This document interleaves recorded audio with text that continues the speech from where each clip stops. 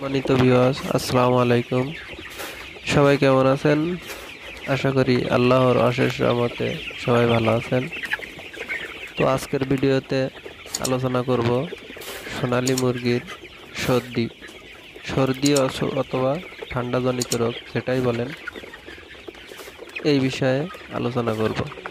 তো ভিউয়ার্স, বর্তমান যে সময় আবহাওয়া খুব খারাপ, কখনো ঠান্ডা কখনো গরম, এই কারণে বেশিরভাগের খামারেই ঠান্ডা লাগার কারণে বড় ধরনের ক্ষতি হচ্ছে। তো এই ঠান্ডাজনিত রোগের সঠিক ট্রিটমেন্ট না দিলে মুরগিগুলো মারা যেতে পারে, বড় ধরনের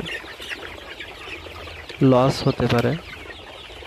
তো এই ঠান্ডাজনিত রোগের কি মেডিসিন ব্যবহার করবেন, কিভাবে ব্যবহার করবেন, এই বিষয় নিয়ে আলোচনা করব ভিডিওতে। তো ভিডিওটি না টেনে অবশ্যই পুরো ভিডিওটি দেখবেন, আশা করি আপনাদের অনেক উপকারে আসবে। তো চলুন ভিডিওতে মূল বিষয় আলোচনা করা যাক। তো ভিউয়ার্স, ভিডিওটি দেখে যদি আপনাদের ভালো লাগে অবশ্যই ভিডিওটি লাইক করবেন, সাবস্ক্রাইব করবেন এবং পাশে থাকা বেল আইকনটি অন করে দিবেন। তো চলুন মূল বিষয় আলোচনা করি। সোনালী মুরগির ঠান্ডা লেগেছে কিভাবে বুঝবেন?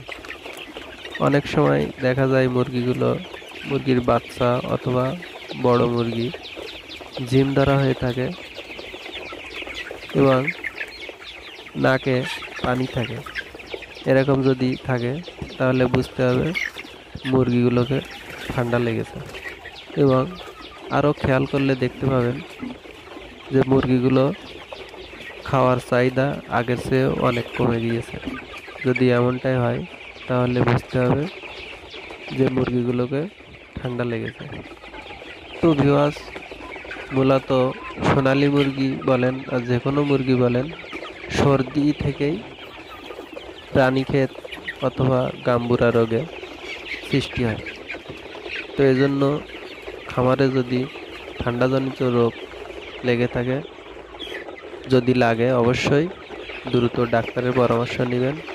অথবা আমি কোনো ডাক্তার না, তারপরেও আমার খামারে বা এই যে খামারটি দেখছেন এই খামারে যে মেডিসিন ব্যবহার করা হয় এইগুলোই আপনাদেরকে ভিডিওতে জানাবো। তো যদি আপনি বুঝতে পারেন যে আপনার খামারে ঠান্ডাজনিত রোগ, তো চাইলে এই মেডিসিন আপনারা যদি ব্যবহার করেন আশা করি ইনশাল্লাহ আপনাদের মুরগিগুলো সুস্থ হয়ে যাবে। তো ভিউয়ার্স, অনেক সময় দেখা যায় মুরগিগুলো ঠান্ডা লাগার কারণে চুনা পায়খানা এবং সবুজ পায়খানা হয়, নাক দিয়ে শব্দ করে এবং নাকে পানি থাকে এবং মুরগির শরীর গরম থাকে জ্বর থাকার কারণে। এগুলো খেয়াল করবেন, যদি এইগুলো চেক করে দেখবেন যদি মুরগির ভিতরে এরকম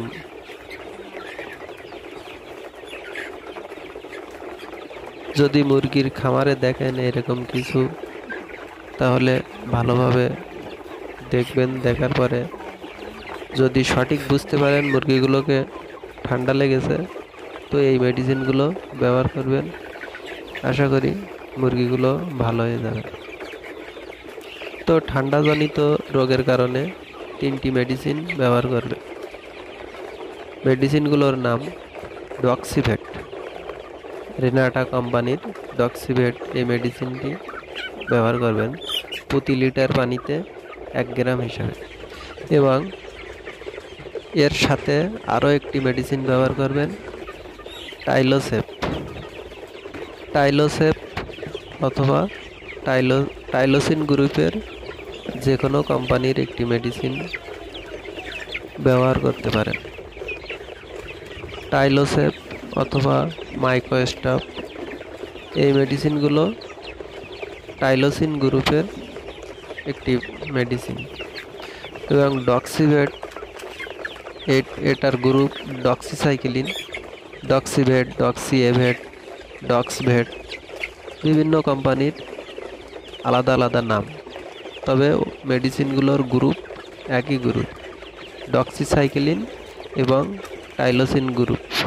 এই গ্রুপের মেডিসিন ব্যবহার করবেন এবং এই টাইলোসিন মেডিসিন এটা প্রতি লিটার পানিতে 2.5 গ্রাম হিসাবে ব্যবহার করবেন এবং ডক্সিভেট 1 গ্রাম।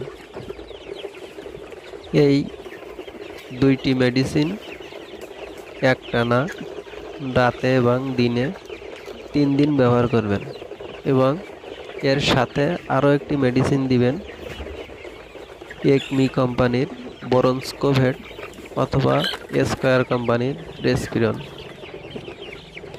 এই রেসপিরন এবং বরন্সকোভেট প্রতিদিন সকালের পানিতে, ডক্সিভেট, টাইলোসেপ এবং বরন্সকোভেট সকালের পানিতে দিবেন এবং বাকি টাইম ডক্সিভেট এবং টাইলোসেপ এই দুইটা একটানা 3 দিন দিবেন এবং খালি শুধুমাত্র সকালের পানিতে রেসপিরন অথবা বরন্সকোভেট এটা দিবেন। তো এই মেডিসিন 3টে ব্যবহার করবেন।